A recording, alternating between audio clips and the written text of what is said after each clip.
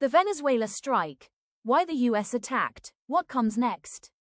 On January 3, 2026, the world was stunned. The United States carried out a large-scale military operation against Venezuela, striking targets across the country and capturing President Nicolás Maduro and his wife. This was one of the most dramatic acts of foreign intervention in Latin America in decades, and it has reshaped global geopolitics overnight. Today we unpack why the US attacked Venezuela, what warnings came before, how oil and economic collapse set the stage, and what the future now looks like. Running accusations against Venezuela's leadership. President Donald Trump and his administration accused Nicolás Maduro of leading a narco-terrorism network, claiming Venezuelan criminal groups and state officials were flooding the United States with illegal conflict. This escalation did not happen overnight. Months of tensions preceded the strike. The Trump administration tightened sanctions, targeting Venezuela's economy and oil sector. The U.S. designated criminal gangs like Tren de Aragua as foreign terrorist organizations, intensifying pressure on Caracas.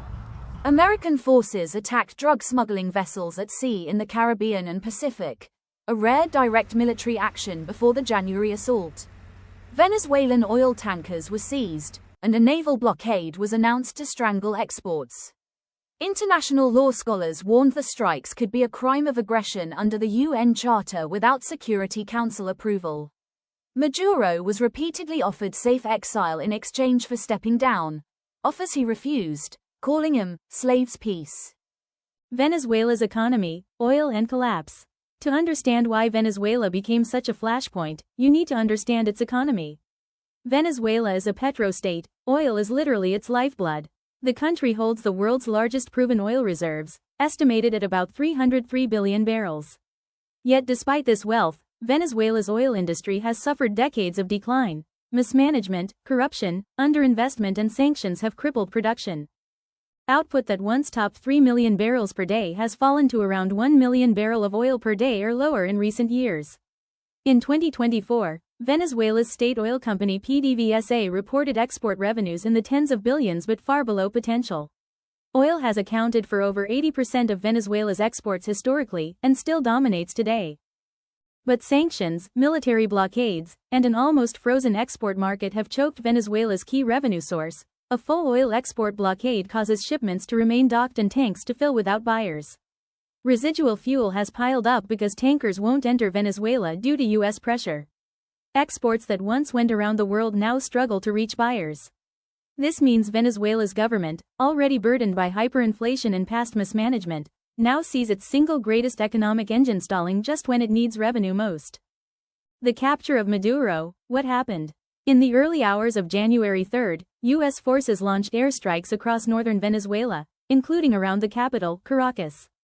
Explosions were reported near key military installations, and within hours President Nicolás Maduro and his wife, Cilia Flores, were captured and flown to the United States.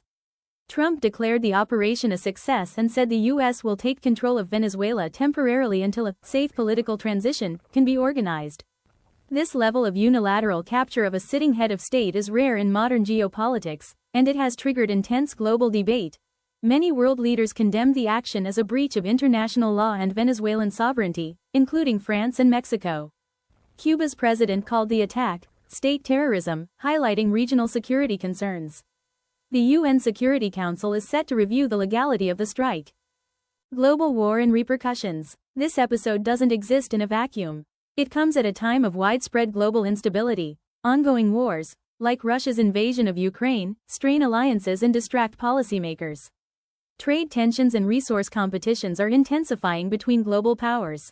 Latin America, historically wary of U.S. intervention, faces a new fracture in trust and regional cooperation. Some critics argue that this kind of operation could set a precedent for powerful nations to intervene elsewhere without multilateral support, risking broader conflicts. What's next for Venezuela's future? The future is deeply uncertain. Economically, Venezuela still possesses huge oil potential, arguably the largest on Earth, but turning reserves into revenue requires investment, stability, and open markets. Trump has already signaled that U.S. oil companies would be involved in rebuilding production, pledging billions of dollars in investment. But experts warn that reviving an oil sector in decay will take at least a decade. Politically, removing Maduro doesn't instantly stabilize Venezuela. The country's institutions remain in flux, and factions within the military could resist outside control. Opposition leaders have mixed responses. Some want peaceful transition, others warn that U.S. involvement could deepen conflict and dependency. Internationally, the strike has reopened debates around sovereignty, international law, and geopolitical power in the 21st century.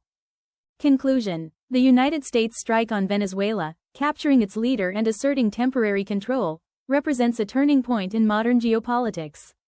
It's a dramatic expression of these dynamics, a nation gripped by economic collapse and sanctions. An oil industry once powerful but now stunted. A superpower asserting its influence through force. A global community debating the future of sovereignty and intervention. Whether this moment leads to stability, chaos, cooperation, or conflict remains unclear.